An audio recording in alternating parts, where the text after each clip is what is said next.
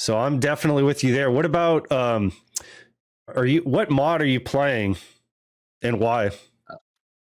I would say definitely their finest bra, TFB. So it's a mod that is kind of based off of the Total War mod. It used to be at least, and then it's gone away from that. But that's kind of the base of the mod, I would say. And Total War is bad for multiplayer. TFB is generally bad for a competitive multiplayer game because it's not balanced. If I put myself, I would say this, if I put myself on all the nations, allies will always win. Because if everybody does everything correctly on allies, allies will always win. There's no chance the Axis wins. There's just no physical way. But then you have noobs, and as Axis, you can win. If anybody even makes a minor mistake, sometimes you can win just off of that minor mistake. So that's why when my team does minor mistakes, I know could lead to the game ending. I scream about stuff. People are like, oh, but he just lost a couple of ships. Okay, now the Italian ships are veterans, and they can now beat the UK fleet, and now we don't have control of the Mediterranean anymore. That can lead to us losing Africa, which can lead to them being able to have a more D-Day wall. They can kill Russia in time before we can get an actual big D-Day going, because the D-Day wall is so much bigger now. Like, people don't see the butterfly effect of things, I think. Because playing HOI4 for like almost 8,000 hours, I think I have a good idea of what's going to be the butterfly effect of a thing happening. But then you got to hope for the enemy player to not use that advantage. Like, say Italy beats the French fleet in the Central Med, because it's a shit fleet and the French player just had it out there. Now the Italian fleet is veterans, aka it has also the admiral got higher, and then it actually has the stats to beat the UK fleet. But then you're lucky because the Italian player, he's so inactive. He doesn't do anything with the fleet. Like, he just sits in port, and he doesn't take advantage of getting shore bombardment, taking all the islands, etc. in time. That is the only way, at that point, that the butterfly effect doesn't matter. It's if they don't use it. So when I see an advantage, I try to seize it, right? Let's say I kill 8 tanks of Russia in the south. I know that pushing in the north will be easier, or not, but because if they lost 8 in the south, they're gonna be like, okay, north is the least important. It's where they haven't pushed the most. Then I can put 8 tanks away from there and it'll be fine, right? No, then we push in north while we keep pushing in the south, and then, stuff like that is important. And then your teammates are like, no, or something. You need to see the bigger picture. No, absolutely. And I take examples from, what you're doing, and I try to insert them in my videos. Like, look, we're playing this tournament. He is looking at what the enemy is doing and then switching his play style. You have to act dynamically. You cannot sit there and decide, I am only going to do this, and never look at the enemy countries. If other situation arises, like, you have to adjust. So my guess is that you play competitive sports. Oh, yeah, I played football. Okay. I mean, football is kind of competitive. I mean, you need to score a goal. You don't want to let the enemy team score a goal, kind of. If you make a wrong pass, it's the butterfly effect again. They take the ball, they, counter. I play actual football, not your American counterpart. Yeah, well, there's benefits to both. Like, I feel like American football is chess. You set up, you stop, you make a play, and then there's an interaction like we're talking about. I choose a play. The defense sees what I'm doing. They counter. I counter. They counter. And I feel like you just get brain injuries. Like, there was one guy in my class who played American football. He had a brain injury. That's that's it. He came back to school with like this bandage around his head. I was like, what happened? He was like, well, I played American football this weekend. I was in like, Sweden? Yeah, there's a couple of teams. They're not the greatest, I think, compared to the U.S. counterparts, because you guys got money for it. But yeah. You're absolutely right. Like, you're going to get head injuries. They're trying to train around it, but it's a mess. I would in football, you just get a bad knee or something. That's it, kind of. Well, most of the time. When you're going up for a header and guys hit heads, there is CT in football as well, but it's not, obviously, nowhere near.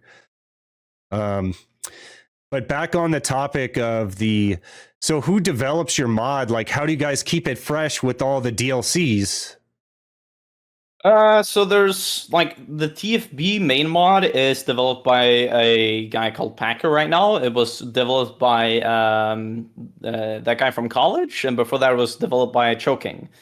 So what happens is that they make a mod for their server, like the Bokon server, and then they play in that mod, and then it was kind of just their mod for like 2 years or something. And then I was like, hey, we should play this outside of the Bokun server, because I was playing with the Bokun guys. So I was like, this is a really fun mod, guys. We should try this.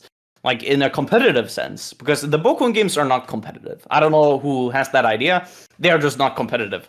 There's nothing competitive about Golding doing a naval Germany and then putting it all on a shit ship. There's nothing competitive about that. There's just throwing IC in a black hole, you know?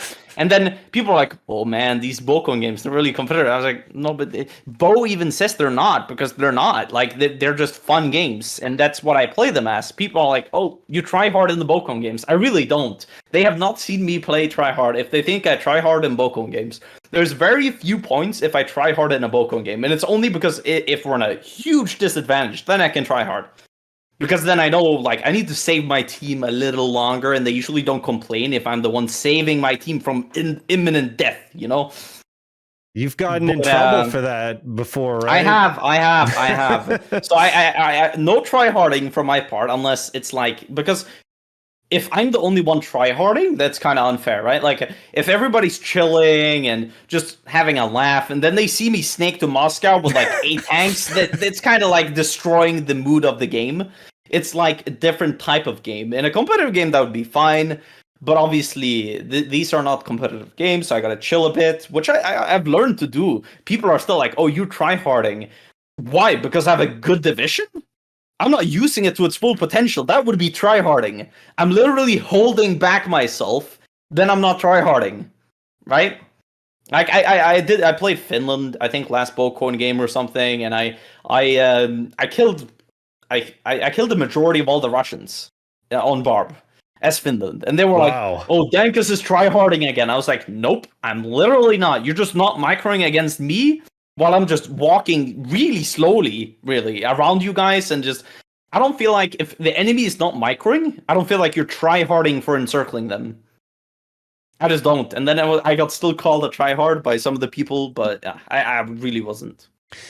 So like it's really interesting. Like I'm a competitive guy. I played a lot of different sports and just love watching sports and stuff. So to me, when you're like esports, like that type of thing, that's what I'm into. So I guess that's why I prefer watching a more competitive stream than just like, hey, we're gonna chill. But what is your sense of the community? Like what type of thing are people?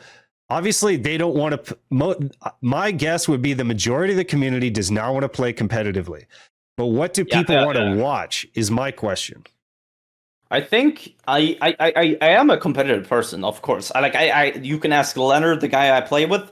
I cannot take anything unseriously. Say we play a game of Counter-Strike. Like either I want to throw because I hate a teammate. That's intentional throwing, but that's everybody knows that. Or I just try hard. And Leonard says, just run in, you know? And I'm like, no, I'm going to take this tactical angle and slowly peek it and jiggle peek it. And I don't know. I just feel like I take stuff too seriously. Like it's a video game. I played video games with my girlfriend the other day. We played the Forest game where you survive in the wild versus cannibals, essentially. There's a storyline, but we just survive against the cannibals. So we got captured by the cannibals. I had a choice between making it out alive with my backpack or saving my girlfriend. I made it out with the backpack. And she got really mad at me. But I was too competitive there. I needed my stuff in the backpack. So I chose my backpack. And that's against my girlfriend. And I feel like I have issues when it comes to that. I need to be able to just, okay, I might die, I'll save her instead, and I might be worse off in the game, but I'll save her instead. You know, like, I have that competitive sense that it's probably boring to play with me if you're not also playing for the competitiveness of it. Yeah.